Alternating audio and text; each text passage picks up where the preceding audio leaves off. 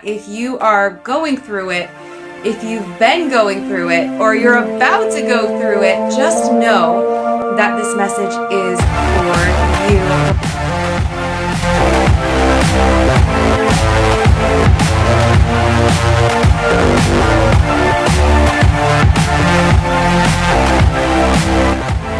What's up, everybody? Val Nichols here, and I want to share with you something incredible that I was told recently, and it was just so inspired, so simple, so easy. It's one of those things that you hear it, and you're almost like, oh my gosh, yes, that lands. It's so simple, yet so easy to grasp. So just know that if you are going through it, if you've been going through it, or you're about to go through it, just know that this message is for you. When you hop on, I would love for you to say hello so I can say hi. You guys, I love you so very much. And I'm just hoping that you are all having a beautiful, incredible season in this time.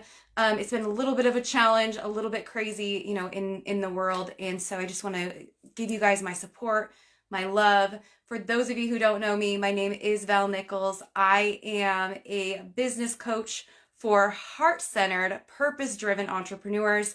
I also get the honor and privilege to lead some incredible women through a Bible study right now. I'm the women's ministry leader at my church, and we just got done with this incredible Bible study tonight. So I felt inspired to come on here and share with you guys some beautiful messages that have been coming through for me. Linda, oh my gosh, hi. Oh my goodness, I was just thinking about you the other day. I was talking to someone who does something kind of similar on the East Coast, and I thought of you. So I was thinking about you as well. Cherise, Jennifer Benton. Oh my gosh, my ladies, I love you so very much. And this is the end of April, or I'm sorry, the end of March. As we know, a lot of things are coming to a completion energy, right? I'm big on this completion energy because if I'm honest, I am not the type of person that used to see things through, right? I'm really great at starting things, classic ADHD entrepreneur here. I am great at starting tasks, but then, the steam goes through or you lose the interest. And I used to just like drop things off, right? And what ended up happening is I was teaching myself that I was the type of person that wouldn't show up. I was the type of person that wouldn't follow through. And so, this has shown up again. Like, let's be honest, it shows up when there are, like triggers. I'm gonna use this word really, like the triggers, right? The triggers in life that cause us to look around and think that the world is not safe, or that a situation is not safe, or that you are not safe. Oh my gosh, Jennifer, I love you so much. I love you, love you, love you. And so, yeah, like when we feel that sense of not having the peace, right? Of not having that peace beyond all understanding that we truly are created to have, right? When we allow the chaos of the world to kind of throw us around. And I often think of like a leaf bouncing on the river, and it's I call it the drift, right? So we're just floating in the drift. We're being tossed and turned and thrown each and every single way, and the next thing you know, it feels like you're like in a popcorn pan, and you're just kind of like reacting and bouncing all over, and reaction. And then we are making decisions to jump, or we're making decisions to get out of a situation. And then you end up making this decision in like desperation, right? And I know for me, with, my mind that can do one or two things, right? This is just something I know about with neurodiversity, is that my mind can either not register the information in the moment, and then it'll just be gone. Or what can also happen is my frontal cortex will actually like grasp onto something and just kind of spin on it. You guys know what I'm talking about, right? Like that spinning, the obsession, the hyper focus, right? And so it's crazy how when we perceive we are in a situation, whether if that's feeling of uncertainty, not feeling safe, not feeling settled, not feeling certain in a situation. So if you are in that space right now, maybe you're feeling like so many ladies I've been talking to lately who have told me like, I feel like I don't even know what I'm doing with my life right now. Like, I feel like I'm just in this space of almost like limbo where I'm like here and there, and, things are getting back to normal. And then all these changes and all this, like the world has been just crazy, unpredictable. We've been going through this collective uncertainty for the past 2 years. And so, we've learned to almost like chaos or function in this weird survival mode for the past 2 years of not knowing what's going to happen, not knowing when things are going to get normal. I mean, you guys, do you remember the 2 weeks to squash the curve 2 years ago? And then what's happened since then, right? A lot of unpredictability, a lot of chaos. Now we're seeing things with Ukraine, and we're seeing like just a lot of really big uncertain things. Gas prices going up, right? Like we all know. Like, I went to Fred Meyer's the other day, and the bag of groceries like that I always buy was $50, and I'm like, isn't this usually like 30? But like we're all noticing those stretches. We're all noticing that chaos and the unknown and the unpredictability. And I don't know if there's anyone out here that's like me. I have a tendency to be really hard on myself. I have a tendency to be a little bit of a perfectionist. I sometimes deceive myself and say that I'm a recovering perfectionist. However, it definitely shows up in my life, in every single area of my life. So there's this perceived idea of perfection or needing to get the thing done. And, I found myself over the last couple days with end of month and some things wrapping up, I found myself just completely feeling that pressure, right? And we all know that feeling, that pressure, right? Whether if it's a real external pressure that we're feeling, or if there's that internal pressure that we put on ourselves, right? For me, it's definitely a mixture of the two, right? Yes, there's real concerns, there's real things, there's real pressure in the world. And then there's also that internal pressure of like, but I have to do this. I've got to do this. I've got to keep up. I've got to balance it all. I've got to do it all. I've got to like overschedule. I've got to get everything into the day, even though there's no way I can fit 5 weeks worth of stuff into one day, right? Any other overachievers out there? I know there are, because I see you. I see you. We are the same, right? And so the most beautiful thing was said to me today in the middle of all this. I found myself in the middle of this expectation that I had. In this middle of this expectation that I had created for myself. Nobody was putting that expectation on me. Was there some external pressure? Yes, there was. Was there more internal pressure leading this chaos, leading this expectation? Absolutely. Right? And someone said something to me today that was so brilliant and so beautiful. And he just said, you know what, Val? Yeah, it's the last day of March today. Right now it's March 31st. And guess what? We might close out this month without the goal. We might do that. But the thing is, tomorrow, when we wake up, it's April. It's a brand new month. And guess what? We start again. We start again. And it's such a simple, easy thing to say, to hear, and then to receive it. Angela. Me and this girl cried together last night. I love you so much. But it's like, really, like, we start again. We start again tomorrow. But how often are we bringing this pressure on ourselves? Are we creating these things, these expectations? We're putting this perceived or this real or this created pressure on ourselves to somehow be moving forward, to always constantly be going forward, to be in the hustle, to be doing the thing, to hit the next level, to get the next goal, to get the next accolade, to get more likes, to go bigger and better, to be bolder and bigger and stronger, and to outdo yourself and to outdo the things. And I mean, like, I could go on forever. The pressure we have in this world, the pressure we carry. I mean, all I would have to do is look at your planner or your day or your schedule or your bank account, and I would know the pressure you're putting on yourself, right? As I sit here on this chair, I literally have an entire wall. I know I've talked about this before. You guys might have heard me talk about this, but I have this entire wall across from me that has awards and accolades and certificates of appreciation and certificates of membership. And, all of these awards that are a piece of paper on my wall that prove that I'm something. Proves I'm something, right?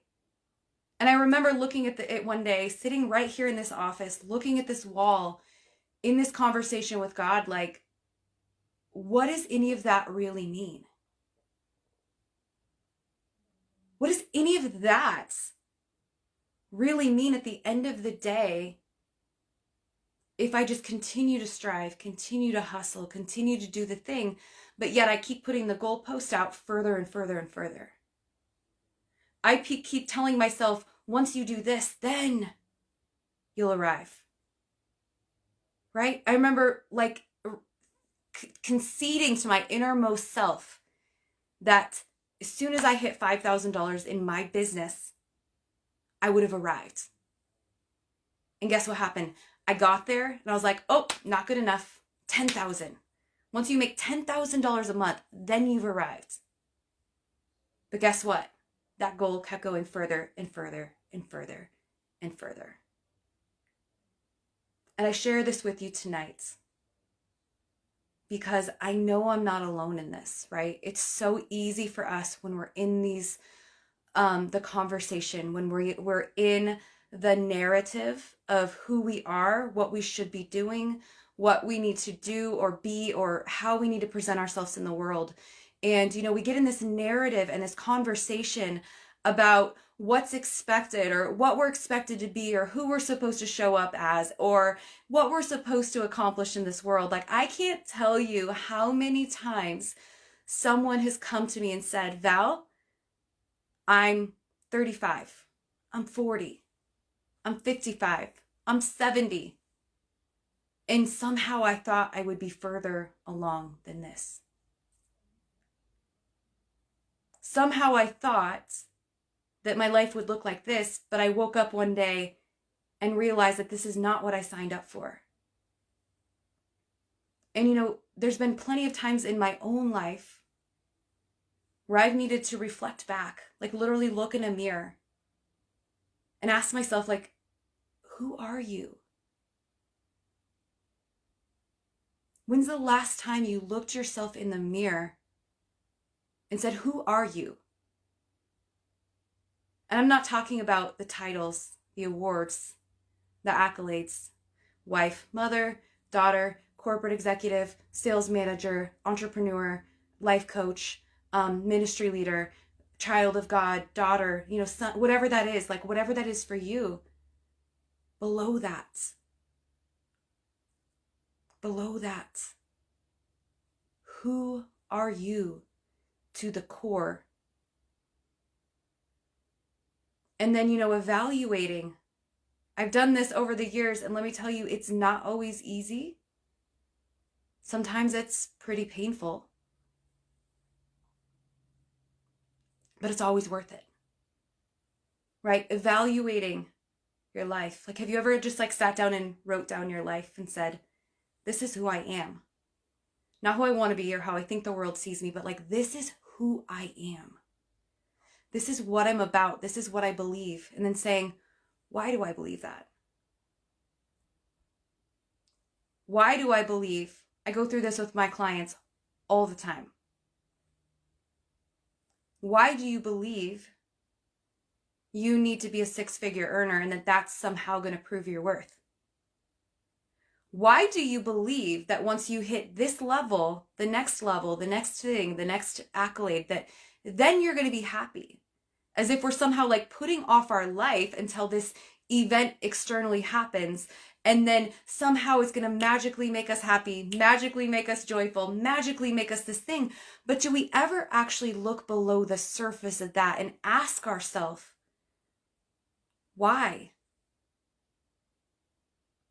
Why do you believe you need to grow up, get married, have the white picket fence, have 2.5 children? Because that's the American dream? Says who? Says who? How often are we taking the ideas, the beliefs, the the expectations of our parents of, and I'm saying this, and I have faith, believe me, but like religion, faith, culture, what culture says we should be, what your family says you should be, who your parents thought you'd be, who society says you should be. And when we're chasing these expectations and we don't even really know like who we are and what we stand for, then it's going to be like being on a treadmill. And no wonder we're so freaking exhausted, overscheduled, overburdened, overpressured, over perfectionism. Like no wonder we're constantly chasing this goalpost that's further and further and further and further, and we feel like we're never going to get to that thing. And so what I encourage you to do, if you're resonating with this, let me know in the comments. If you're resonating, you are my people. We are the same. I love you so much. And just know that, grab your journal, take some time. This is something we can do together. We can do this together. Okay, I'm going to call myself forward in this. I just was speaking to one of the most beautiful, incredible, important people in my life, my girlfriend Lisa, and I told her, I said, what I'm going to do is I'm going to commit to being in the pause. I'm committing to creating space for silence because I've been avoiding that silence. I've been avoiding sitting in it. I've been staying so busy going here and there and doing and like that reaction, right? That I'm not taking a moment to be in the peace, to be in the pause, to be in the solitude, to be in the space that I need to be, to figure out, does this align? Is this who I want to be in this moment today? Because guess what? As we evolve and grow, we now move from contracts. We move forward from agreements. We move forward from spaces in our life that used to settle, that used to feel good for us. Thank you so much, Teresa. Oh my gosh, I'm so happy to see you. Angela, I know, girl. You're feeling this, right? You are feeling this in this moment.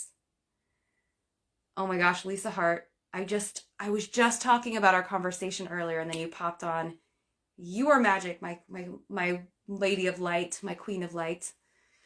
So just know that, if you're in that space, if you feel that pressure, external, internal, whatever that is, just know that you can allow yourself to take the time, to take the space, to be in the moment, to be in the pause, to, really check in with yourself. Does this align? Do these beliefs align? Is the GPS that I have programmed into my life, is that the right program? Do I have the right destination? Or am I just in the drift, floating along, doing the things that I believe I should be doing? Because the power, the gift, the magic, the creation, the completion, the abundance, the joy, the passion, and the purpose is right there waiting for you, hiding in plain sight below the surface. Your heart, your intuition, your breath, universe, God, angels, your guides, whatever that is for you, the sunlight of the Spirit will guide you, will never leave you astray. Even when the human nature are fallible. People are fallible. But your intuition, God, your inner knowing, Holy Spirit, that will never fail. It's when we try to control or, take that back, do the things, when we're doing all the things. It's that. It's in that moment when we try to, squirm our way or fight against the current or resist the change. It's in that acceptance, in the peace, in the pause where the magic, your truth, and the lights will come shining through. And that is where that peace beyond all understanding will be found. I love you guys so incredibly much. I hope that this message landed for you. And just know that tomorrow, when we wake up in the morning, it will be a brand new month, a brand new chapter, and a brand new opportunity. And guess what? We're going to start again. Who's with me? Who is committed? I would love to know, you guys, who's committed with me to create space for the pause. And what I mean by that, Jennifer, I love you so, so much. Oh my gosh, I miss you so much. So, when we create that space, when we create that space for the pause, right? That beautiful, juicy, delicious silence that is not normal for our world, right? That's not normal. It's like an idol. It's like a badge of honor to be like, oh, I'm so busy. I'm so busy. I'm so busy. I'm so busy. I'm so busy. How are you? Oh, busy. Busy? Oh my gosh, I'm busy, right? But who wants to create the pause with me? Angela says 100%. My girl Teresa. Oh my gosh, girl. I'm sending you so many loving vibes. So hard to pause. Yes, so hard to pause. So let's commit. Let's commit to pause. Let's create the space. Because honestly, as society as a whole, we spend more time planning our vacation than we do planning our own life, right? We spend more time in intentionality in other areas. Let's be honest, I'm guilty of this. I spend more time in intentionality of creating my next Instagram reel or social media strategy with a client, like literally 2 hours today, like spreadsheets, the whole thing. And yet we are just like floating in the drift, going about life, being tossed around, responding, reacting, when really we have this place of empowerment. We have a alignment within ourselves that if we take a moment to pause, to hear it, to be intentional, to create intentionality around every area of our life, our health, our wellness, our spirituality, our relationships, our career, our mental health, that's when we get to stand in our truth, in our power, in our beauty, and we get to invent and create the persons that we become. Because let me tell you, Jennifer's in. Yes. Oh my gosh, maybe we should create like a social audio room in my group so that we can check in each morning. I would love that accountability. That would be amazing. If you guys want to wake up early with me and hang out while I lift my weights, you guys can come on over. I'll hang out. Teresa says, I'm now in go mode now. I have my laptop. Yes. Not sure how to create the pause when I've delayed so much. Yes. So you get to lean into the forgiveness. I'm going to say this because I know you so well. Lean into the forgiveness. Even if you've been putting it off, it doesn't matter. You get to forgive yourself. You get to lean in. You get to be in the place of acceptance that, you know what? Yeah, I've wasted a lot of time and it's cost me this. But the great thing is, Teresa, tomorrow when we wake up, which you'll wake up before me because you're 3 hours ahead. Tomorrow when we wake up, it's a brand new month. And you get to make a new commitment to yourself and to the work that you are bringing in the world, because I know what you're up to. The work you're bringing into the world, you get to recommit, realign, and decide.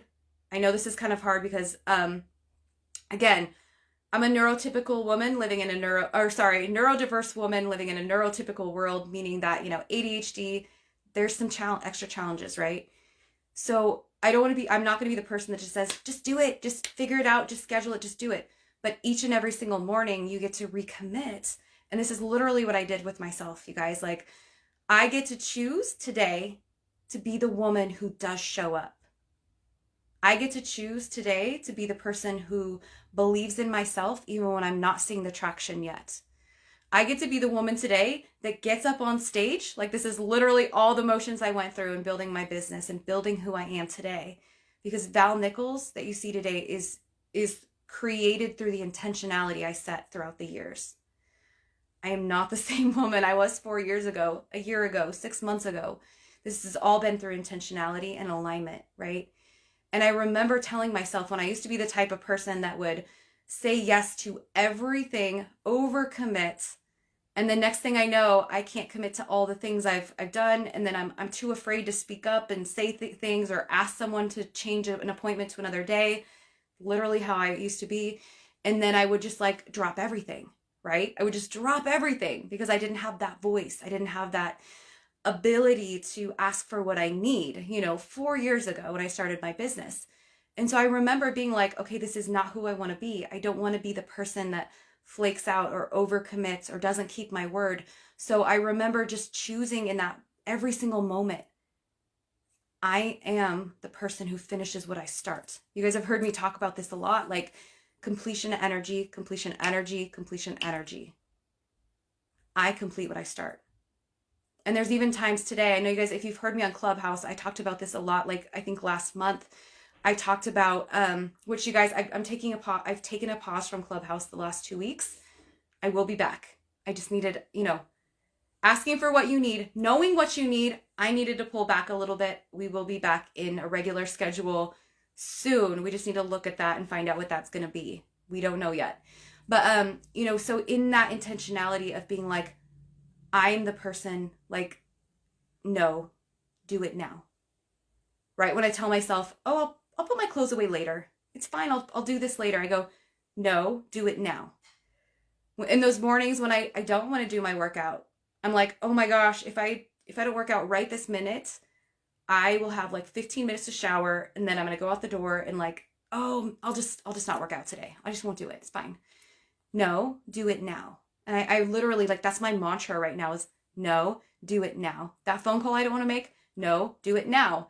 No, do it now. I also have a really great strategy I've used for planning my mornings, which I know some of you guys have that. If you want a copy of it, let me know in the comments. I did a recording for my clients, but I will happily send it to you as well because this is my morning routine, how I prioritize, strategize my day to be the most effective, productive human being ever. Just kidding. I'm not. But it helps me to be more productive and it helps me to prioritize my day. So if you guys want a copy of that, let me know. Maybe I'll throw it in my group, the Wild Tribe. But just know that tomorrow, when we wake up, it's a brand new month, a brand new day, and a brand new opportunity to start over again. So let me know. What are your goals? What are your visions? What are your strategies? Girl, you and me are in this together. Angela, Angie, we are in this together. Soul sisters for sure. Oh, you want a copy of my thing? Yes.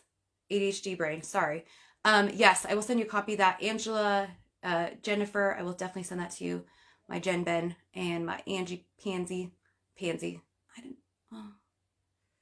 I don't know. I didn't mean to call you a pansy. That's not what I meant.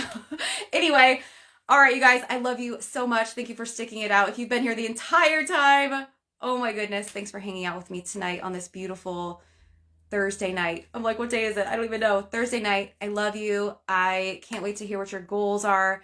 Come check in the Wild Tribe. You guys know I always love to hear what your business goals are, what your personal goals are. Anything. I'm here to support you, to love you, to raise you up. Because why?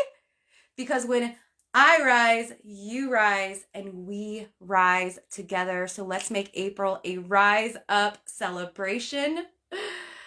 I might be teasing something there. You guys might be getting a little tease there about what is to come. So I love you guys. Have a great night. Mwah!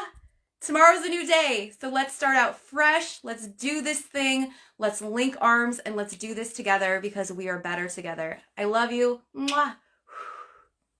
Bye.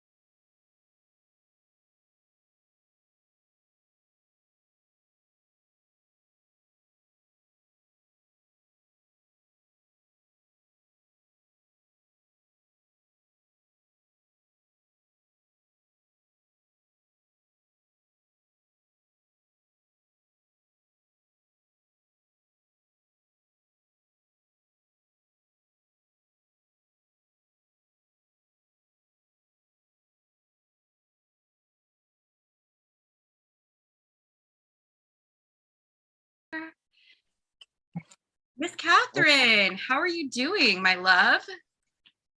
Got it. I was just pressing the little button. Good. How are you? I'm sorry to get a chance to put in my goals because I got busy with the vision board class that I was doing yesterday. And then I was like, oh, exhausted after that. So, You did a vision board class? I did yesterday. Yeah. Summer and I were just talking about doing a digital vision board. Ooh, that would be fun. We had a blast, and I just absolutely loved it from the moment we started to the moment we ended. I was in my jam, and I just absolutely love it. The people's boards were so awesome.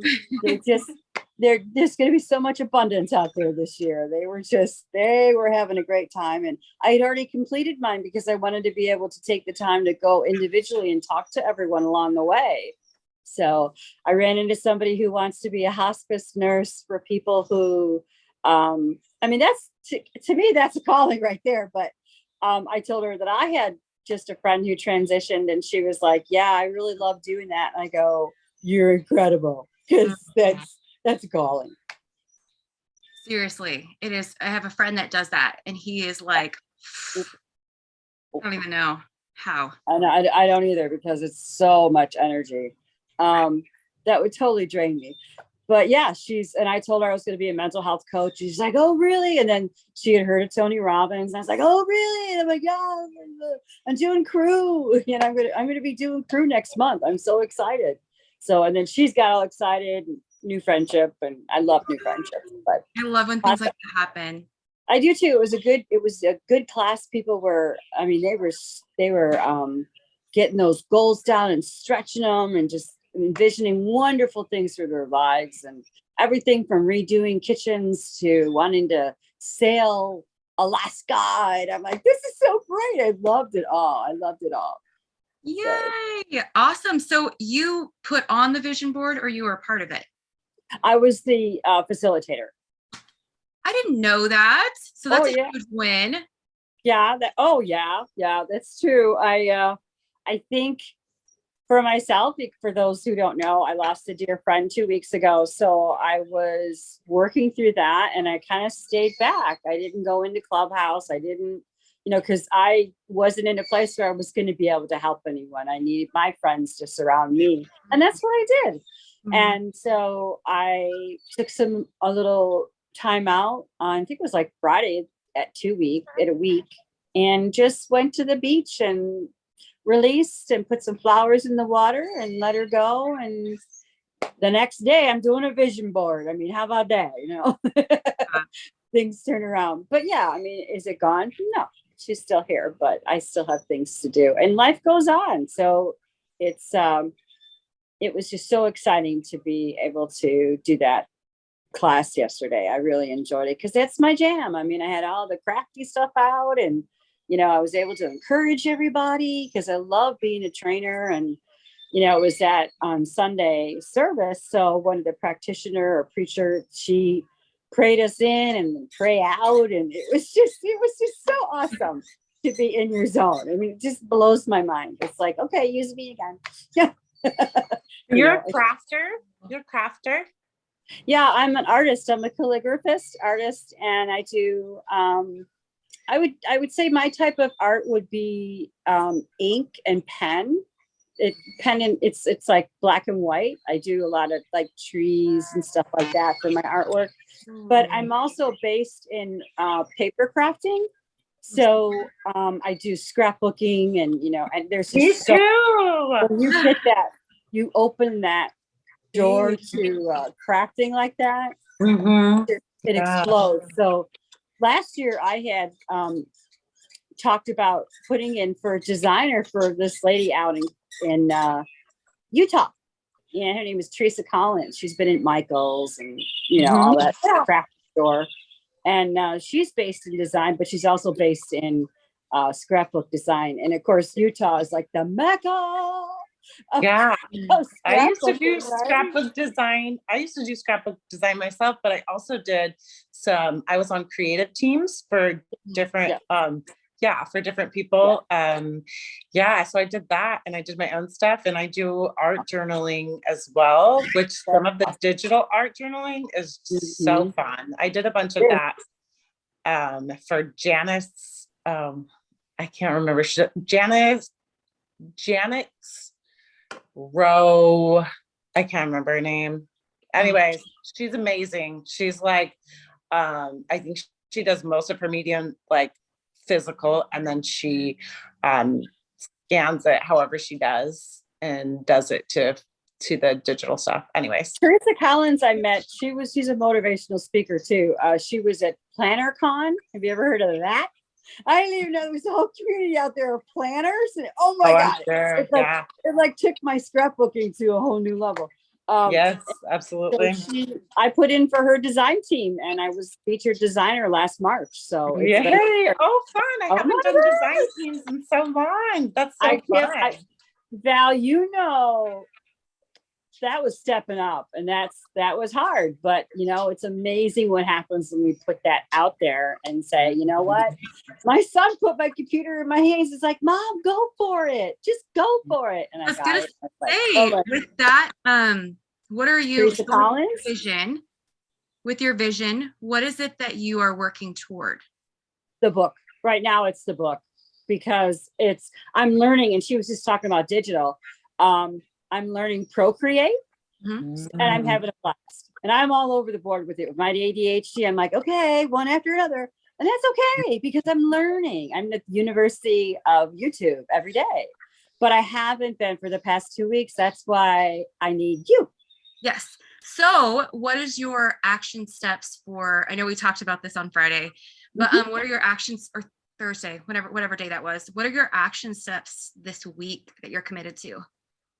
Well, I would say take my Procreate with me, because I'm going to my sister's for 3 days. She's in Central Florida. So I would say probably take my Procreate with me, and on downtime continue to draw, because it's still going to keep me in the movement with my project, with the book, and just creating. I'm not used to digital. Right. And so I think it's important to, because here's my pattern, and let me know if this is for you too. I'll bring all this stuff, and I'm like, I'm going to do it. I'm going to work on it. It's going to be great. And I'll bring it. And I'm like, I'm totally going to get to this. And then I never do. I have a tendency to like kind of lie to myself with that. So if you were to commit this week, if you're going to Central Florida and you're going to I live in South Florida, and I know her, she'll have downtime, and she's a night bird. So it'll be quiet at night. And I know that's when I can hop into Procreate. How many hours this week are you committed to doing that? Oh, good one. I'd say probably 3. 3 hours? Yeah. I think I can handle 3 hours. Now, if it's more, that would be great. But, that's just asking, we still have Friday and Saturday when I get home.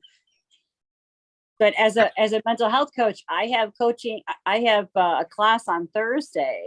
I'm doing more training. So I got to be back by Thursday night. So that's the first time we're doing the new training for Family to Family with NAMI, which is the National Alliance on Mental Illness.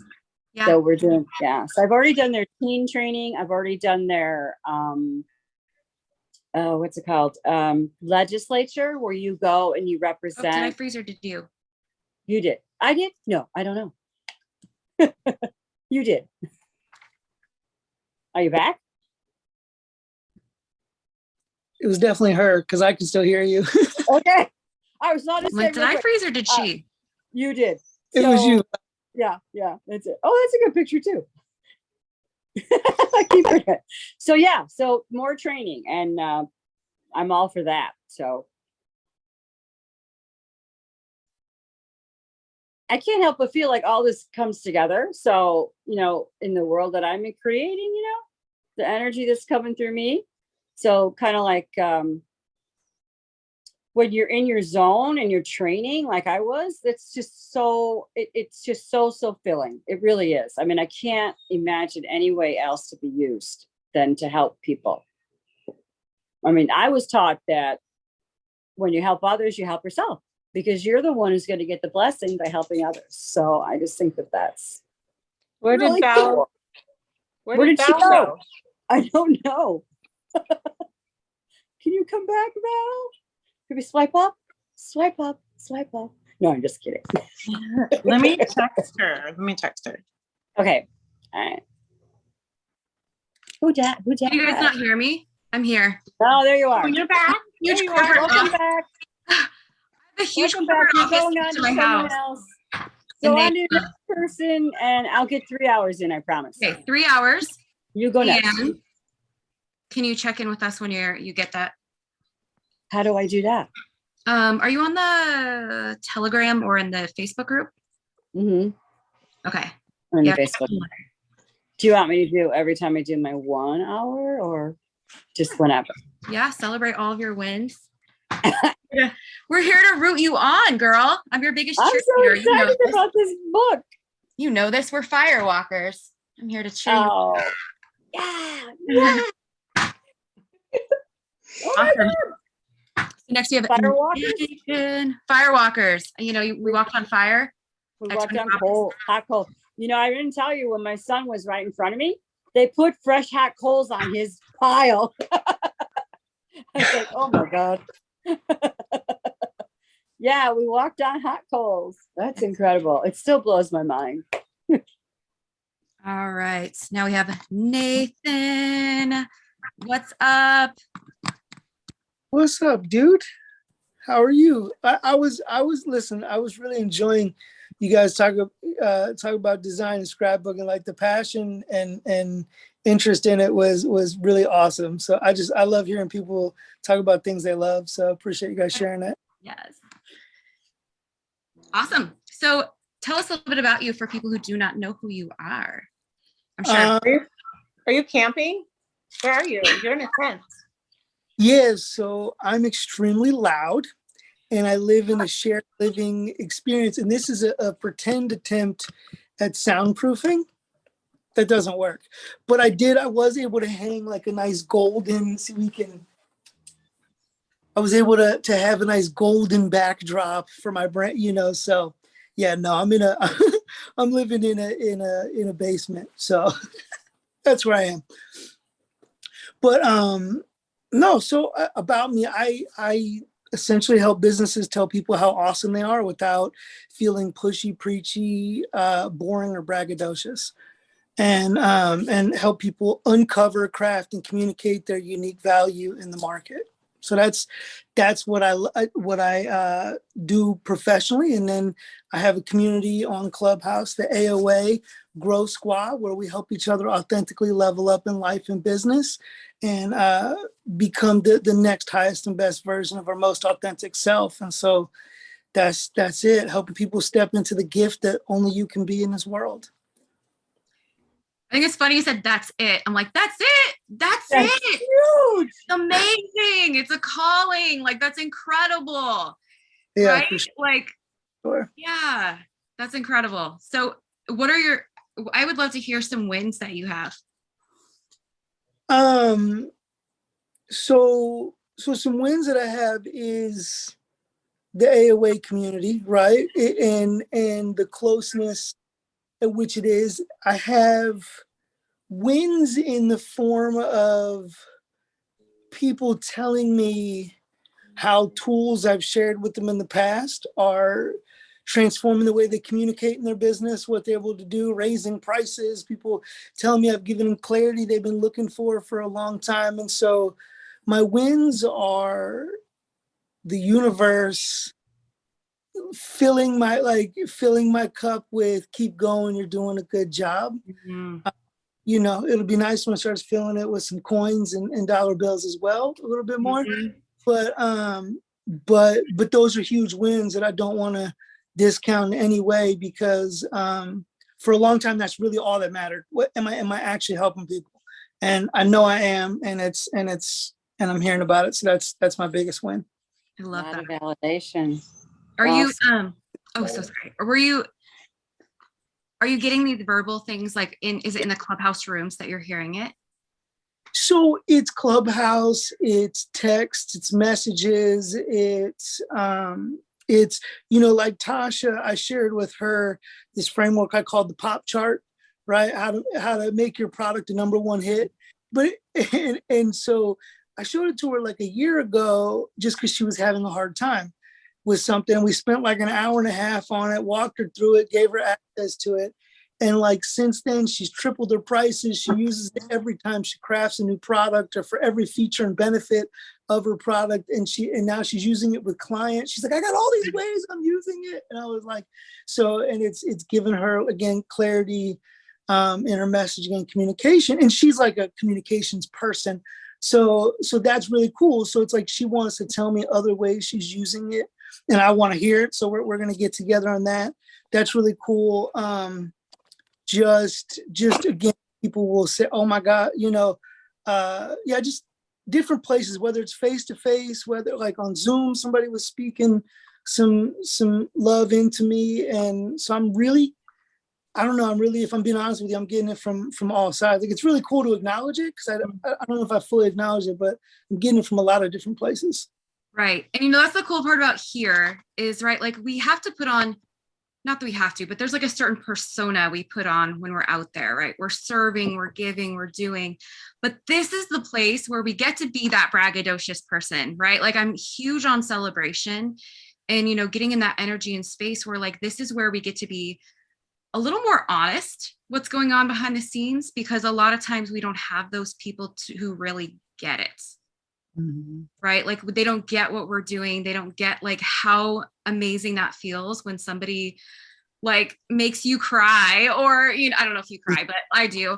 Or you hear those things and it just fills your cup so much. Like this is where we get to do that, because we get to brag on ourselves a little bit. Like, oh my gosh, look at this testimonial I got. Look at all these things. And something I would suggest for everyone, Catherine, I'm not sure if this would really, well, yeah, it would definitely work for you as well, is especially with Clubhouse and the beautiful, like the replays that came a week after Summer and I like blew, like, oh my gosh. Anyway. I've been on Clubhouse since January 9th or January 11th. And I was doing it every single Monday through Friday. There is so much gold that was lost, so much, that it's like so many things that you could not get back, the ways that things were said. And it's kind of like, why couldn't we have that earlier? But yeah, it's frustrating. Isn't it? Like, oh my gosh. Yeah. Well, oh my gosh, we were recording. Well, I did a little, I guess it's called accountability. No, not accountability. Where you go in and your mic is open and you're working, but there's somebody there, so you're held accountable. Oh. And I think I called it. I actually did that the other day because I really wanted to get something done. And one person showed up, but that's all it took. It was one person. I don't care. One person. You did the body doubling thing. That's what it was. That's what awesome. It's called. So, cool. I talked about that. I think another person showed up later on and then left. But yeah, that was like 2 hours. I did 2 hours. So how do you get more people to show up? Or is it just something that you just leave it open? Huh? I think that being consistent, like having a set time or letting people know, even if you use like, are you in, I think you came toward the end of ADHD Rise, right? I did. Yeah, I did. Right. Yeah. That's right. I remember the day we connected. And so in that group, if you post stuff, sometimes like there'll be a lot of people, like tell them you're going live or tell them you're going to open a room and see if anybody wants to join in. Because I know how to do that. How would I do always that? Go in the Facebook group and you can post. Just say, hey, going live, opening up a room here. You're always welcome to use my club if you want. Like, remember how I opened that room that one day? I know you did, but I don't know how you did. I can do an admin and show you how to do it if you want to. Okay. There's like, I don't know, like I'm not like a huge club, but there's like 800 and something. And I know a lot of people have asked for that kind of stuff. I had one person and you have 800. I'm thinking that's pretty good. The other thing is with Clubhouse too, and I forget it and I don't pay as much attention as I could, but it really is the headline. Like it's what the room title is a headline and a reason why people should come in there. And the headline can make a huge difference. And and then pinging people, definitely open up in her club because it'll ping all those people. Yeah. And then Pinging. Okay, And you great. can See, share it too. I'm a little learner here. Thank you so much. We can Thank you walk so- through that together because, like, yeah, you can also share it now. There's like a little share button at the bottom left. You can Mhm. share it to Twitter, Facebook groups, like into the club. It just kind of boosts it out there. And yeah, I think maybe even I would like to do a group sometime. I mean, yeah, why not? You know, I mean, I've got leadership skills, I've got coaching skills, and you know, might as well. I mean, that's what I used to do for 20 years. do one because I definitely want to do one with you on mental health because that's my mom's a NAMI facilitator. I think I told you that. Oh, she is. Yeah, she Wow. did all over the country.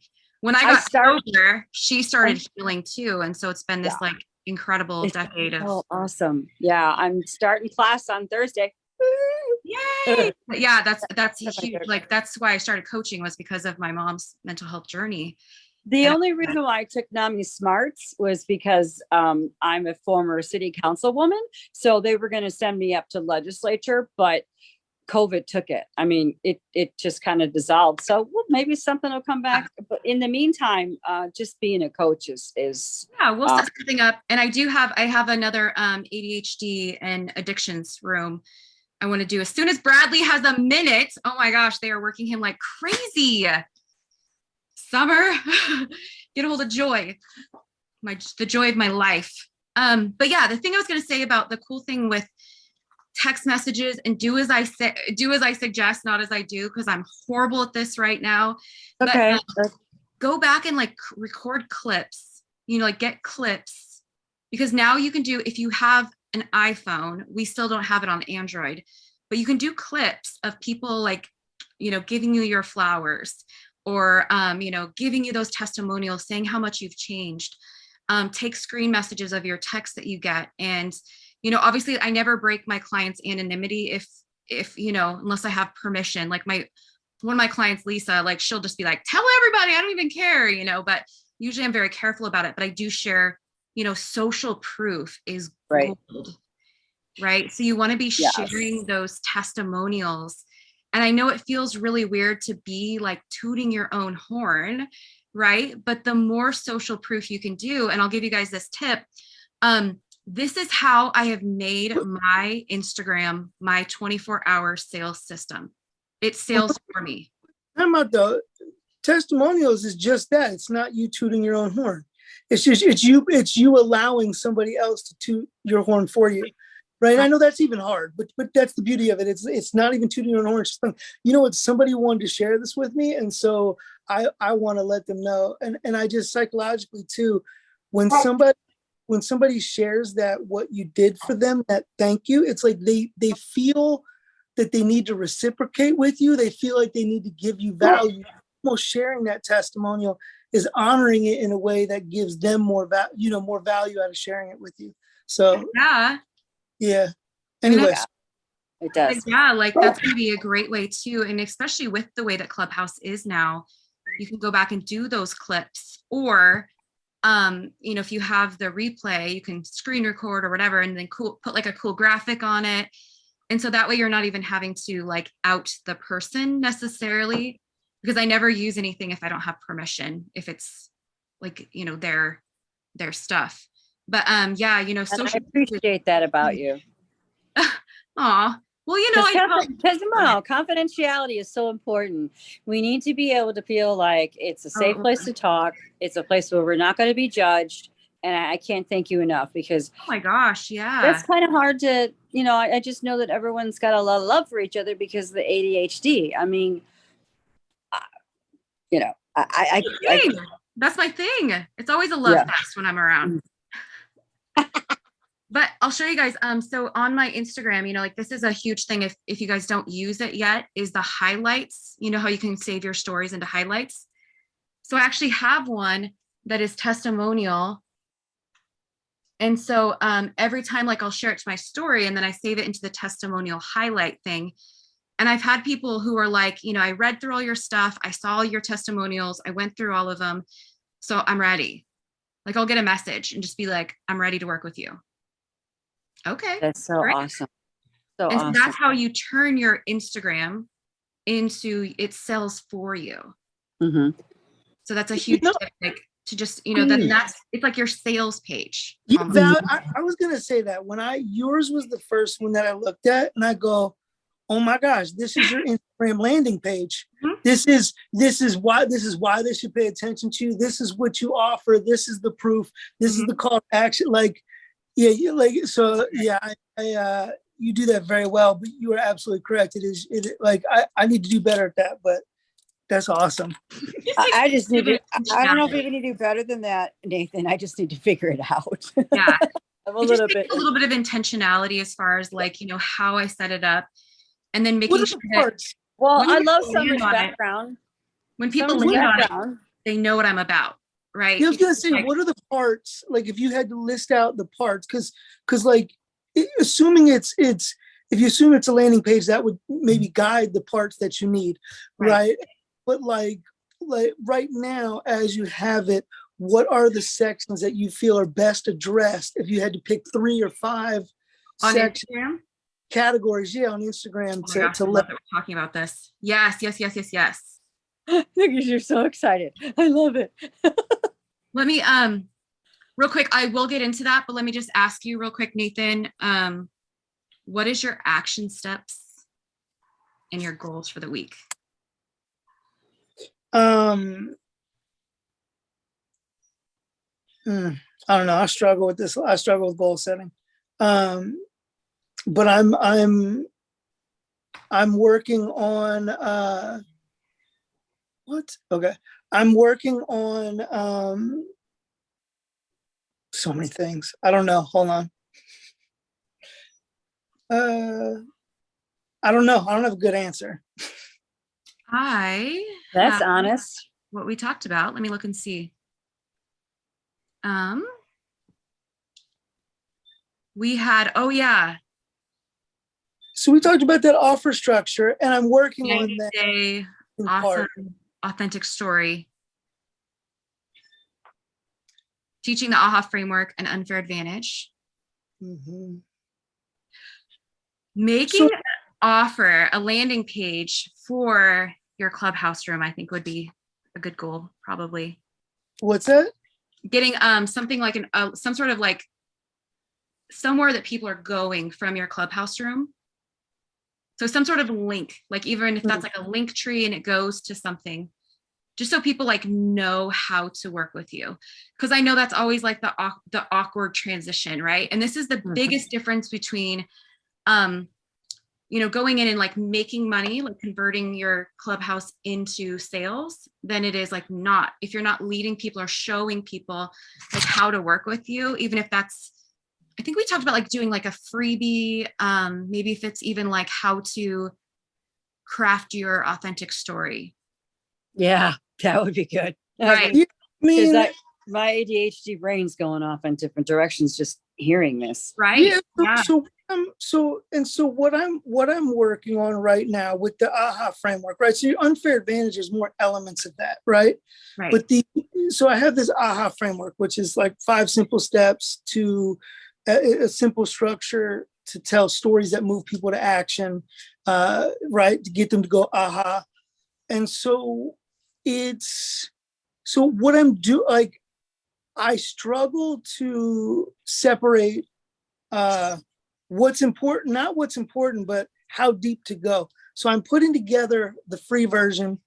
And then what will be the more extensive version, because from looking at the 5 parts, you can craft a story that matters, right? You can take, so anyway, I'm working on that.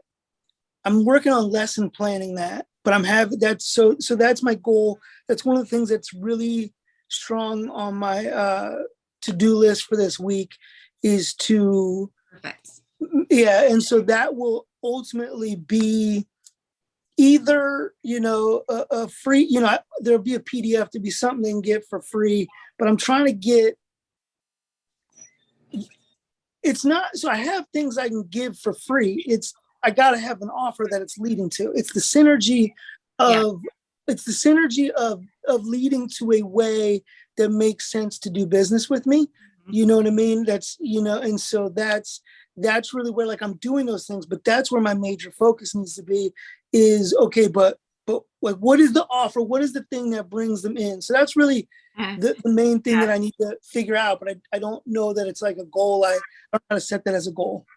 Just perfect, because the thing today, I'm going to talk about, like crafting your irresistible offer and the steps to get there.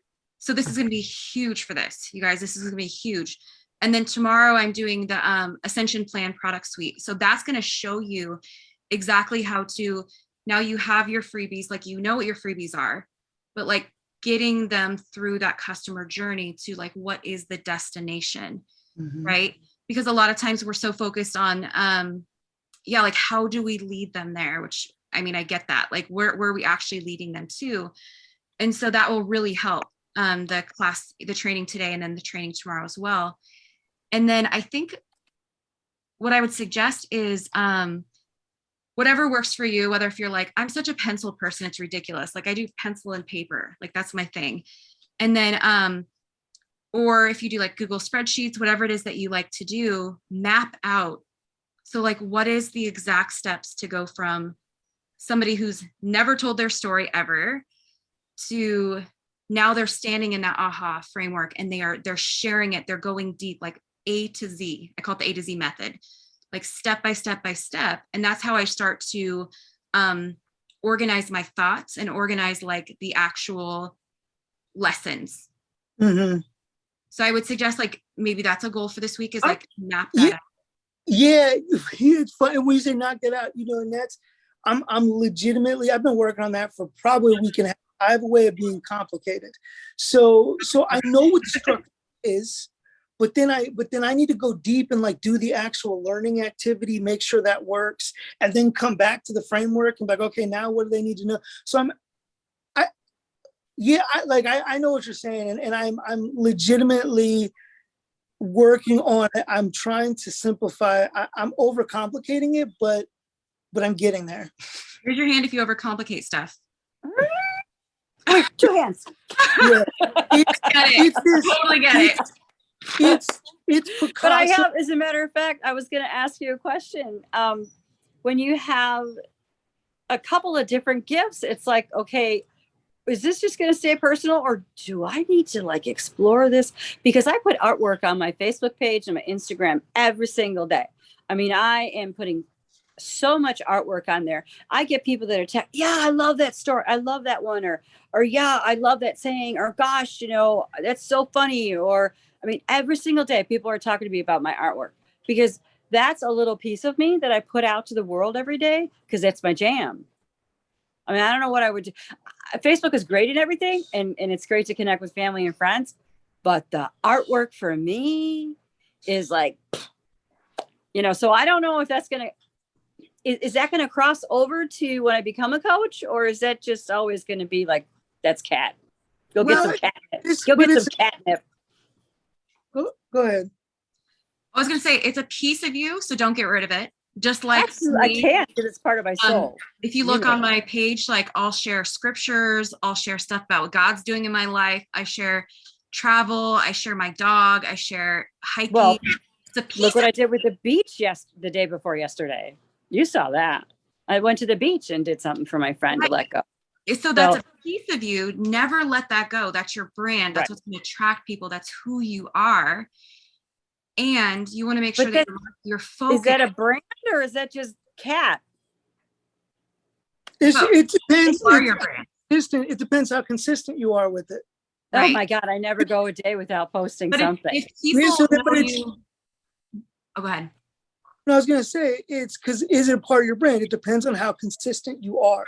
Because if you do it consistently, that's how people measure how important it is to you. So if you're posting your art every day, people are going to know art's important to you, and they're going to relate to you on that. They're going to like the art, or they're going to think about art that they like as well. If you post art once a month, they're going to say this person is interested in art, but it's not one of your things. So, the more you post it, the more it becomes part of your brand. But what happens is, it's it's relatability. So when we tell our story, we're Instagram, IG, Facebook, all these different things. our job is to tell our story, right? So we want to tell things that the people we're trying to talk to will relate with.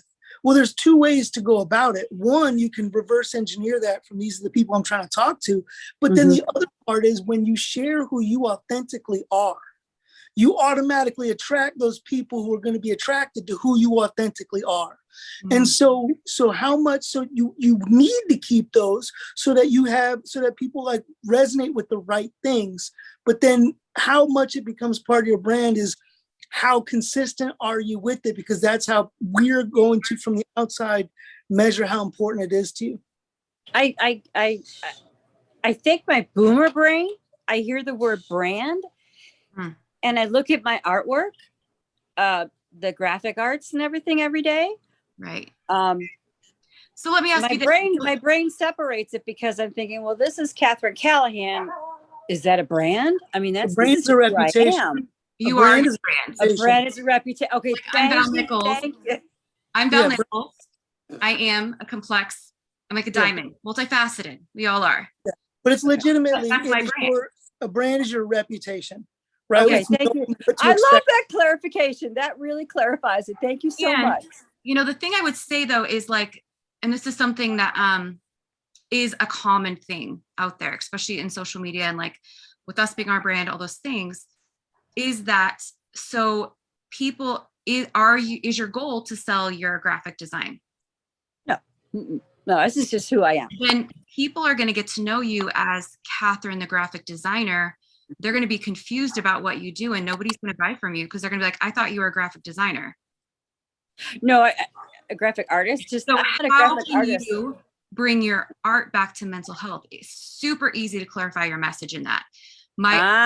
So when I begin to give context to your art, say, you know what I love about sitting here on the beach is that there was a time in my life when I couldn't even sit on the beach and be calm with myself because all of the things that were going through my head, the depression, the anxiety, you know, that silence that just screams at you, telling you all the things that you've done. I mean, this is exactly what Val and I have been working on a lot of. So I totally get it. We were talking about the creative side of me that I don't really show, but I'm like truly a creative. And I've done digital art. I did like the I call it memory keeping because scrapbooking just feels like it's not really what I do. It does, but that's what I did, but I did mostly digital. So, and I feel like I don't know, I feel like it cheapens it a little bit. I don't know why. It's the story I'm telling myself, but like, I totally get it. But that's what we were talking about, how to incorporate like a lot of my process when I had really, really bad depression and anxiety is I was art journaling. You know, I was allowing that deeper, darker side of me that I had a really hard time, you know, feeling comfortable expressing to anyone, really. I was able to, you know, use that as an outlet. So I think expressing that and bringing that in, because I really haven't done that, but that's part of me. It's not the part I want everyone to understand, but it really is part of my brand. I want that to be part of my brand. And I don't know exactly how I'm going to do it yet, but I want that creative side of me to be known. Like I want it to be a part of what I do, but I don't know how to do that yet. No, I understand. It's creators gotta create. Yeah. We're born to do this. T-shirt. Creators gotta never give up. Never give up. So, and here's the thing, like, for example, so my story, and I don't know, like, I know some of you guys know it, but it's like, my story is, you know, the catalyst moments of my story, you know, in selling with your brand but not making it the thing people are focused on is that, one, you know, that story, and I shared this with Summer before, but I told this story when I was living in my car. I had a marketing agency, was blowing like shit ton of money, like alcohol, cocaine, the whole thing. I was totally addicted to alcohol. And I was living in the backseat of my car because I'd burned every bridge, was too full of pride to ask for help. And the way that I shared this story, the first couple times I shared it, we get all these sales calls with people who are desperate. They're in their wounded feminine energy. They're in a place where they can't afford anything. And I remember Tamara was helping me with my sales calls, and she goes, whatever you did, never do that again. But today I can tell that exact same story. And I talk about how in that moment, I knew that my life could go one of two directions. I could either continue going on and just survive. I've been doing that my whole life. I've been surviving my entire life, putting on that armor, pretending like things were okay and feeling so empty inside. Or I could make a decision to take action. See how different that is from me talking about that? And so like you can talk about elements of you. You can talk about elements of who you are. Another part of my story is when my mom was having a mental breakdown and I had to sit with her. She was in a room. You guys, this is very, sorry, I don't share this publicly a lot. But she was in a room banging her head against the wall. And I'm the daughter going, what the frick do I do? And I had to make a decision that day to let my mom like leave, and she could probably kill herself, or lock her up in a mental institution. You know what I mean? So mental health is a huge part of my why, but I don't have to like make my whole business about mental health. See what I mean? Right. I talk about the elements of who I am, but it always brings it back to the destination, right? Like think about just this. It's just super exposing. And I know we've talked about this a bunch, and it's kind of like part of my journey right now. Like it's totally keeping me up at night. It should be a great breakthrough, but now I'm like, am I being authentic? I don't know. Should I be? Am I authentic? Am I sharing? What am I sharing? Is that too much? Is it not enough? Will people judge me? Yes, they will judge you. Like my anxiety, well, yeah, I know, but my anxiety is just like through the roof because like you start to question so many other things, right? Like my own life. And then I'm like, okay, I am pretty authentic in my own life. Like, I don't feel like I'm living like a lie or a life that I don't like. I think that I used to, I feel like I used to be doing that, but like in business, I just think, yeah, I don't know. I have like this, I think it stems from a lot of the stories that, you know, maybe we tell ourselves growing up, and things that we've dealt with, you know, that it's not safe. It's not a safe space to like open up, even though like I pride myself on being open. I think I really struggle to allow the, some of the things that I treasure, like I treasure my memory keeping and my stories and my journaling. And so sometimes I'm like, I want to share it, but then I don't know if I should. So I know I should. I know I want to. I was going to say, you know, with that, you can share about, and I know we've kind of talked about this before, but like sharing the experience without sharing the details. Yeah. Right. Right. So Yeah. you just riffed it on. Like, I would love for you to go back and listen to that. Like sharing about, you know, like, so, I would honestly, you know, I love the way that Tony Robbins, and I don't mean to bring him up a lot. I hope I don't, because there's other things in the world too. But I love the way that he was genuine in the way that he described his mother who had mental health issues. And while I can describe my mother, and I can describe her as she was a troubled soul, and that really fits. So I think the way that we could choose the words, sometimes to be just gently and then move on into the subject that we need to, whatever that looks like for me, I'm not sure. But I think having been a supervisor for 10 years, I had to choose the way that I would talk back to people when I brought them. I was a quality assurance supervisor for Southwest Airlines, and I bring them off the phone and I would tell them how great they were. But let's face it, sometimes people weren't having a happy camper day, you know, so I have to choose my words as to how I could get them to turn it around in terms of training. So I looked at it as a training tool. You know, what can we do to improve in this area? So the way that we speak to people and the stories that we tell, we could just think about the words that we're going to choose. I mean, Right. that's how I try to look at it. And also it's that story of, so sharing the experience, like it's so awesome because really what you're doing on your social media is you are journaling, you are taking people on the journey with you, right? Like I go back, like just today, I was looking at my Facebook memories and I had this video from 3 years ago when you guys, I was not in my element yet. And I'm like, Mama, my name's Val and I'm an empowerment coach. And I'm like, whatever the hell I was calling myself, right? Like I look at these videos and I'm like, oh my gosh, Val, how did you make any money? You know what I mean? But it's like sharing that experience. What I would do what I would suggest is like, go on and start talking about these things. Hey, I recently went through something where I realized I wasn't showing up authentically.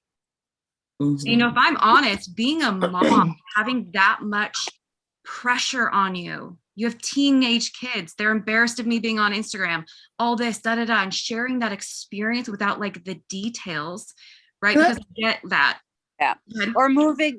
I know this is going to be a touchy one, but moving through grief, but not letting it turn into depression. Yeah. There's a difference. You can still feel that and know that, no, I'm not going to go into depression. This is just real grief and I'm going to move through it. And yeah. Would you be helpful if I gave you 2 guiding principles on what details to include and what not to? Would that be helpful? Go for it. Yeah. Val said you're taking them along a journey, which you always are. There's the journey of who they are and then who they want to be, right? And there's what they get, right? The hero's 2 journeys. There's what they want and what they get. And then there's who they are and who they become. So your story, it should be on who they are. It should be the elements of your story that they will recognize in themselves. And then who they want to be should be elements that are relevant and respectable, right? So it's like, so I was dealing with this, and this. Knowing your audience, you would say they will probably be able to recognize these things. If they can recognize it, you don't have to dig into the deep emotion of it, because as soon as they remember it, they will feel that emotion in their heart and their soul. And then you can talk about the thing that happened.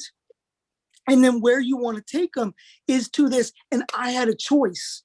I could either be weak and let this beat me over and over again, or I could stand up and be strong and take this. So you're saying, I want to be that type of person. I want to be the type that's strong. So as you know, the more you know about where they are and where you want to take them, that's how you guide your story. Is what are they going to recognize? Because that and where do they want to go that they're going to respect? And then the details of the story are what's relevant to that arc, to that journey. So those are the 3 R's, right? Is where they're going to recognize, what's relevant, and what will they respect. And those are 3 guides, but those are the 2 posts, is where they are and where they want to be. That will help you decide what details to include. And so for that, an exercise, if you were to take your client and list out, like just write your client's name. And then if you had like 35 slots, write everything you can think of to describe that person. So lost, troubled soul, they're a biker, they're a mountain hiker, they're a creator, like however you can, because then you'll know, this is how I represent, this is how I talk about the people, this is the journey, this is who they are and where they want to. Anyway, sorry, I'll stop now. No, that's so good. No, that's incredible. We just designed her entire story. I just wrote it out for her. Yeah. I was scared. I wrote out her story, but it was all her stuff, like that we crafted.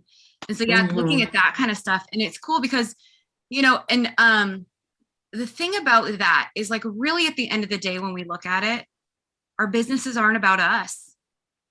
Really, it's about them. So we're speaking to them. We're getting to the heart of exactly how they feel. And then we're leading them to the destination, right? Like, even though as creative people, we're all very creative, we're passionate, we're ADHD, we love our plane. We love our plane, our brand, our Instagram, or whatever it is. We love the plane because we put so much into it. But people could give a rat's butt how, what the engine is, how many seats, all these things. They want to get to that destination. So it's like really like leaning into that. So what are your action steps and goals for the week, Summer? Well, when we talked last, we only did my story and went a little deeper. Right. So we didn't really have any action steps, but I was looking at our last one, and it was the time audit, which I never did because I took off Thursday, Friday, Saturday, and Sunday and tried to like revamp. And I slept a lot and I art journaled a lot and I just needed a break. So, but I need to do the time audit, and I think there's I need to. Yeah, I was gonna say. Say again. Oh, I think there was action steps too, but go ahead. Yes. I sent out the email I needed to. I need to decide on a specific time, look at my analytics and decide what time and day I want to send my weekly email. Okay. And then make sure I'm attaching like the link for the replay, an Instagram live that I did. I think just add like the freebies. That's really, I don't know. I need to work on my course. I need to incorporate like parts of my story. I need to put those journaling prompts in. I just feel like it's kind of boring. Like I really like the education part of it. And I think it's really important for parents. And like when we were talking about my story, it's like the same thing. I want to educate parents. I want to help them. So trying to incorporate the creative into that process is kind of is hard for me for some reason. Well, you know what you could do is, like, so when they're in the program with you, so like week 1, week 2, week 3, you're educating them, right? Like you're giving them that information, and then they have their homework or they have their work, they're where they get to go deeper throughout the week. And so in that, we talked about how go back through your journal and like those questions you asked yourself, like, so that's the work, right? So think about how you'll be like teaching them, educating them on the things that they need to learn and know to grow. And then they have their worksheets or their workbook that they're going to work on, and then they're going to go deeper within themselves. Yeah. Does that make sense? Yeah, it does. I don't know. I feel like I just. Yeah, and don't overthink it. Like, don't overthink. Yeah, you get a chance. There's a book called Your Brain is Always Listening, because you get the little itty tiny little ants that get in there, and they start the little like, should I do this? Should I do this? Is this too much? I did it. For our ADHD brains, it's like overtime. And there's a way to shut that down. We can shut that down. And that book was incredible. It's like the best books I've ever read. And he does have a little section on ADHD, but it really helped me. And it helps me in clarification of my thoughts, and like, oh, no, let's just get that little ant out of there. I'll walk down the hall and say, no, I'm not doing that. I mean, get those thoughts right out, you know, because they're passing. Yeah.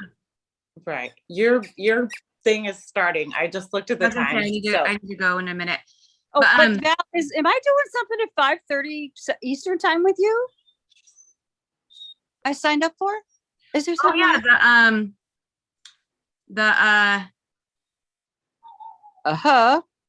that thing, the irresistible offer. Yeah. Do I get on Zoom for that, or just listening to you? It's in the Facebook group. If you signed up, you'll get an email that says to go in there. I did. Is that you're Zooming to us, right? Yes. Okay. Well, thank you for. You guys will be in Zoom with me. Oh, okay. You guys will all be in Zoom with me. So yeah, you actually get to be in Zoom with me. I forgot about that. But yeah, Summer. So, what is your goal for the week, or for right now, the next couple days?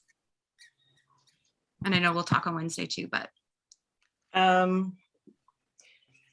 don't know the time on it. And then I don't know the specifics, but I do need to look through my course. I sent you all the information, like all of the course stuff. You wanted to look at it.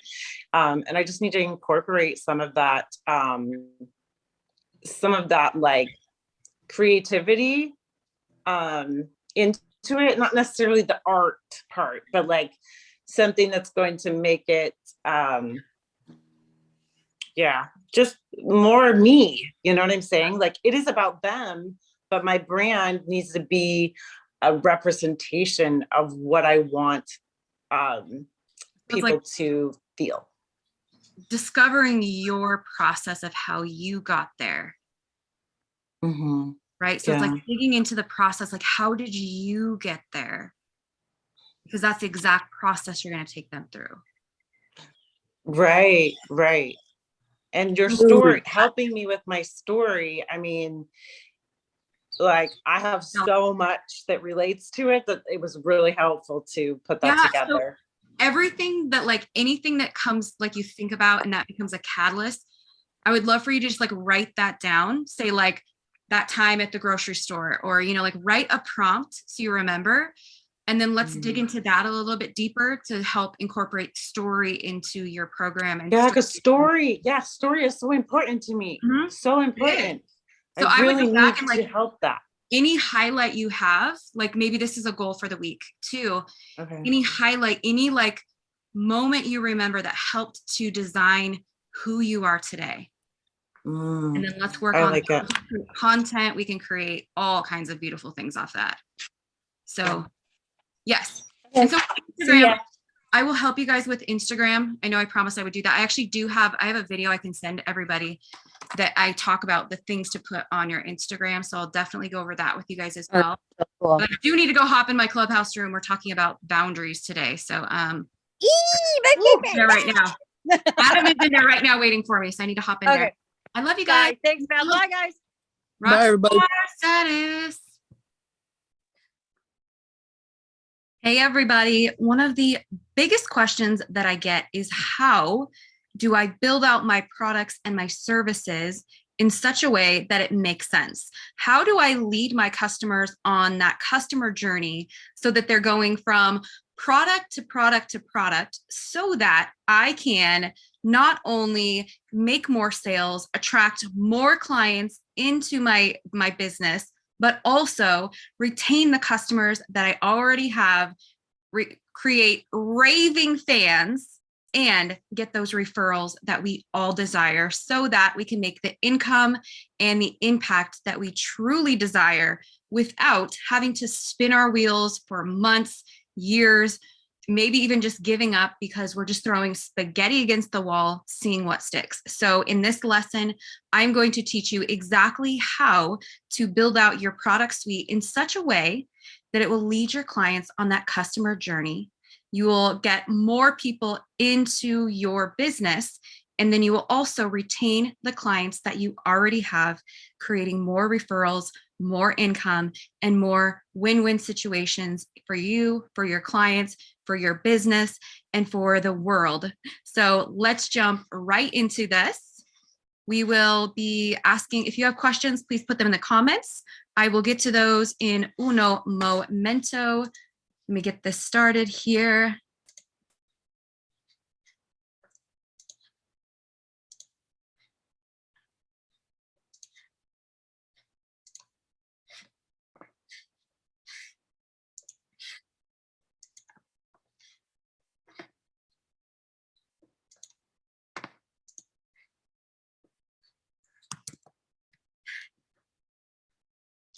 Share my screen. All right, so we are talking about, this is your powerful product suite, your strategy for 5-figure months. We're going to go through this. This is going to get you the results you truly desire, help you to build out your 5-figure month product suite, retain more customers, more clients, and also get those referrals that you truly desire. So let's go. First off, when you are creating your product suite, You want to create offers that your clients actually want. How do we know what they want? You can ask them, right? This could be if you have a Facebook group, going into the group and asking them, what types of challenges, what types of struggles are you having currently in your niche, whatever that is. So if you are in, let's say if you are selling a weight loss product, you might ask your clients or your prospective clients, for example, if you are selling weight loss products, you might ask your clients, hey, what is your biggest struggle in losing weight? This is going to give you all the feedback that you truly desire in helping them hit their goals, so you will know exactly what it is that they want. So often as entrepreneurs, we can kind of be in a vacuum, right? We can be in this vacuum where we think we know what our customers want. We think we know what our clients need, but sometimes what we think they need and what they actually want can be totally and completely separate. So the best way to find out is to find some people in your niche, ask them a lot of questions. They're going to tell you exactly what it is that they want. You can also do the survey process, and you can ask them a lot of questions to get what they truly want, dive deep into what that is, and then discover what it is. And then you can give them that exact thing that they truly desire, creating a win-win situation, more sales, increased satisfaction, and more satisfaction for you and for your business. So when I talk about setting up your product suite, we have 4 different levels of your product suite. First off, we have our high level offer, which is your one-on-one coaching. You have your mid-level offer, which is programs, courses, masterminds, things that have a little bit less touch, right? So as we go down, you're having a little less access to you. So the high level offer is going to be the high touch, your high level offer is going to be the high touch, lots of access to you, one-on-one coaching. Mid-level offer will be group programs, courses, masterminds, where maybe they're getting live Q&As, perhaps they're getting calls with you, but they're not getting that consistent high touch support. A low level offer, maybe it's a webinar, a mini course, a masterclass, a training, an ebook. These can be things that are, you're doing the one-to-many model. You are accessing, a webinar where you're one-to-many, masterclass, group coaching programs. Those could be more of a mid-level. So your low level is less access to you. Maybe it's a live stream on Facebook, a live stream in Zoom, but they're not getting that high touch consistency with you. Freebies. These are all kinds of things. This is just an example, but these are your lives, whether that's on Instagram Live, if you're using Facebook, if you're using LinkedIn. This can be stories where you're selling in your stories, giving content, giving information, reels, clubhouse rooms, podcasts, challenges, lunch and learns, downloadable freebies. Maybe this is a freebie you have set up in a funnel system that leads to your low level offer. This could be pretty much anything you're putting out there that is free content, a blog, a series, anything that is going to be leading people in. The whole idea behind your freebie offers is getting people from not knowing you or knowing who you are into your actual system. So now you get to retain and nurture that relationship, which will ultimately lead to a sell. In setting up your product suite, as you can see, people will start out in your freebies. Again, your lives, your stories, your clubhouse rooms, however you put that out there, people will get into your freebie system. And if you are doing a live, if you are doing a clubhouse room, a podcast, a challenge, you always want to get them to exchange that information for their email address. So whatever that is, you want to be able to get their information, whether if that is they go follow you on Instagram and then you're nurturing the relationship there, or if you are getting them into some sort of like a downloadable freebie where now they're entering their email address, which then triggers a sequence of emails, which you can learn all that from me as well. is when you trigger that sequence of emails, now you are taking them to your mid-level offer, perhaps even high-level offer. I've been able to sell one-on-one coaching off of freebies easily and effortlessly. But, a lot of times that could be the freebie to the low level, to the mid-level, to the high level. It could also be freebie to mid, freebie to high. It really depends upon what they're ready for and how quickly you can move someone from your cold market into your hot market, which is going to lead them into the low level offer, the mid-level offer, and the high level offer. In setting up your product suite, this is an example of the pricing points we want to be looking at. So your low level offer, the freebies, or I'm sorry, so your low level offer, this is the webinars, the programs, things like that. So your low level offer is going to be anything from $47. Maybe that's for like a downloadable, something you're not spending time on. You do it once and then you can repeat it over and over and over. You can repeatedly sell it. This will be a $47 to $222 offer. Your mid-level offer is going to be anything from around $2,000 up to $4,000. Here I have the example of $199 to $333. That can kind of be, you can play with that a little bit.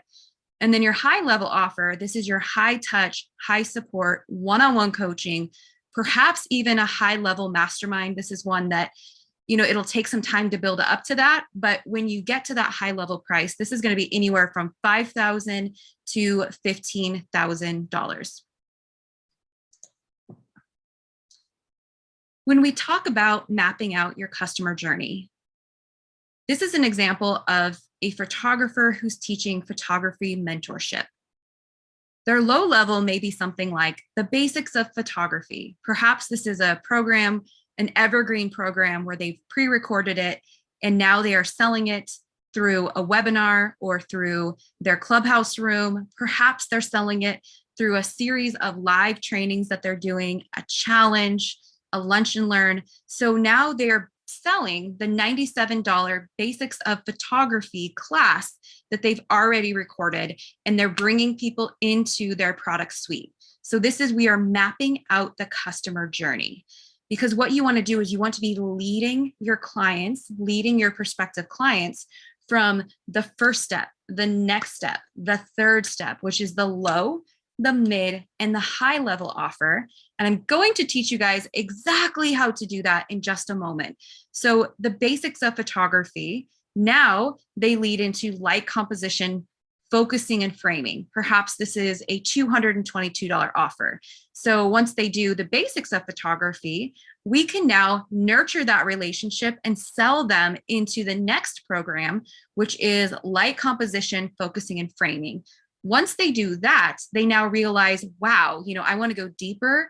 I have specific questions about my style of photography. I have specific questions about editing. And, I really want to do some mentorship with this person who's doing the trainings. So now I'm going to get into a $2,000, a $5,000 mastering editing mentorship with the person. So how do we map out our customer journey? How do we map out our A to Z method? If you've been with me for a while, you've heard me say this before. Your A to Z method is so important in your customer journey and in creating your products, in creating your method, in creating your customer journey, and in creating your product suite. So your A to B method is, what problem do you solve? And what is the client's ultimate goal?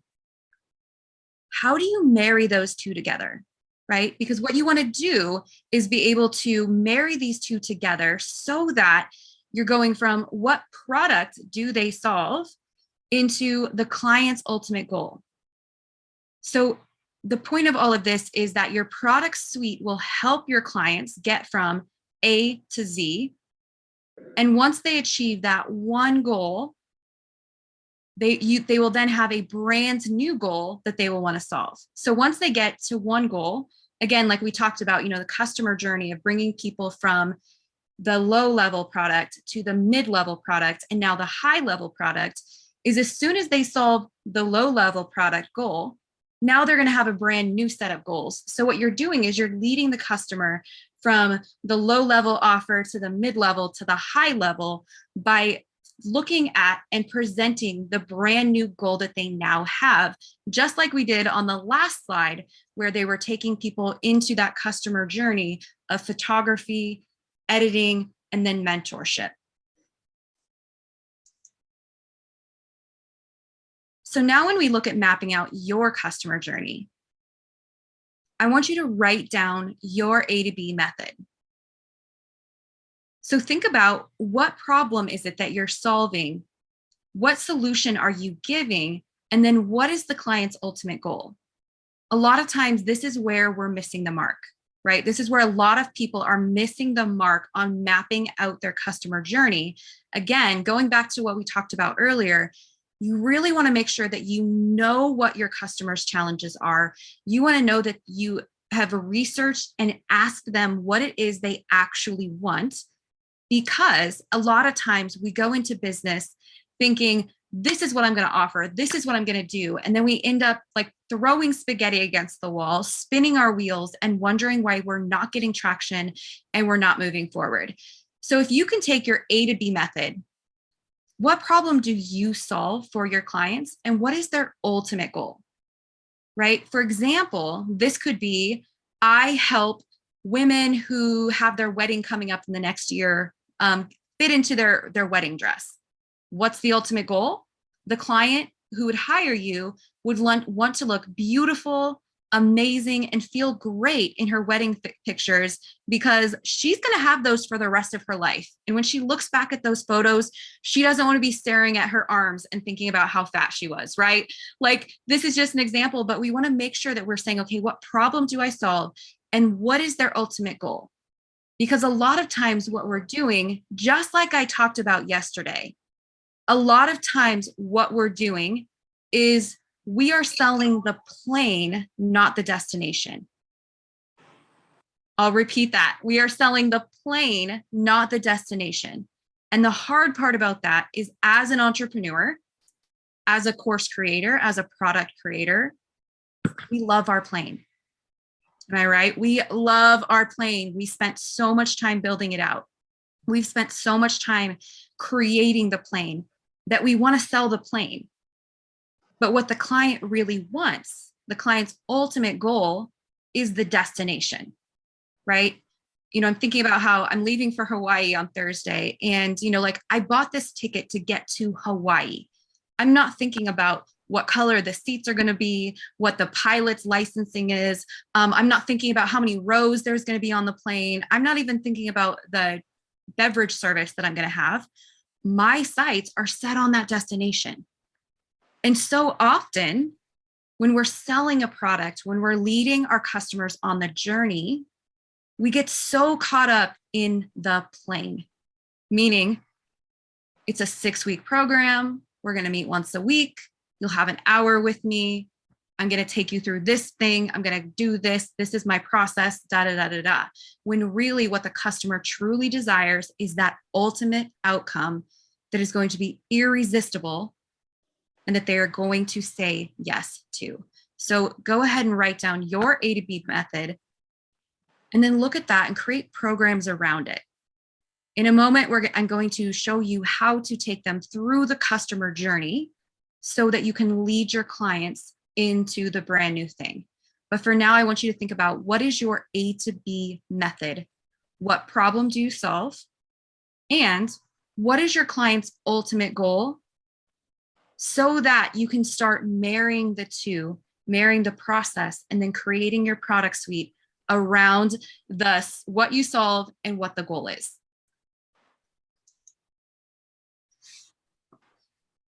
All right, guys. So let me know in the chat, what are your current offers? And do you have multiple offers? Let me know in the chat. I will bring you guys up. Oh no, Summer just popped off. Hey, Elena. I don't know if you could talk or not. Hey, I was gonna try and type, but I can't type. Oh, you I'm can. driving. Let me text Summer real quick.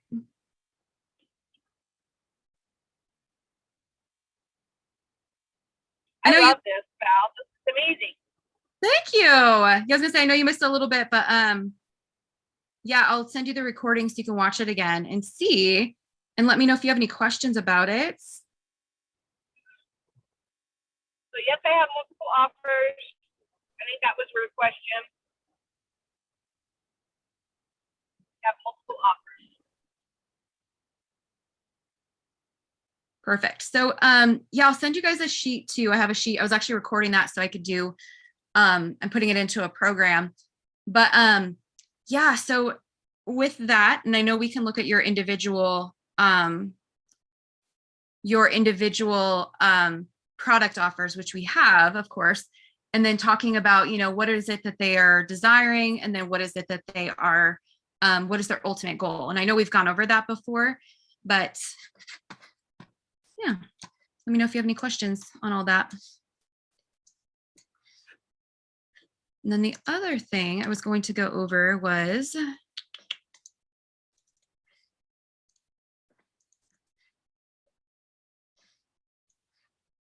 building out your product suite. So let me grab this.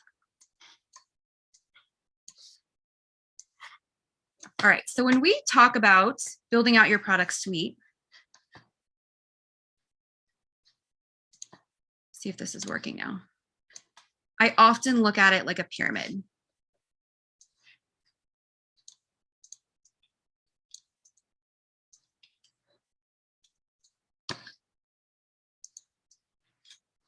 And so if you think about it this way, what's going on is your high level offers, high level equals high touch.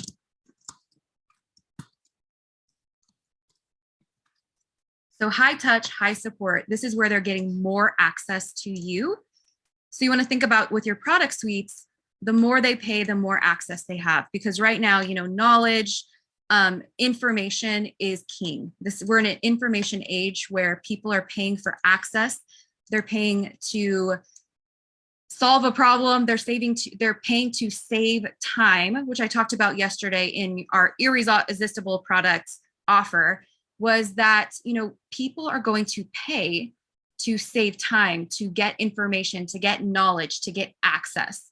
So a lot of times when we're looking at the price points at times are actually pretty irrelevant when we're thinking about, you know, how much time are they going to save by purchasing this product or purchasing my services. Equals some access. Mid-level is some access. And then low level is usually one-to-many model. One-to-many, or it is an evergreen model. Meaning that you do the work once, you pre-record it, and then you can just like lather, rinse, repeat, sell it over and over. This could also be, when you're talking about your low level offers, this could also be a group coaching program. This can be if you're doing like a live launch that leads into a mastermind group, anything like that, where now you're doing either the one-to-many model, you're not exchanging, they don't get the one-on-one access like they do up here on the high level, where now you have your one-to-one coaching.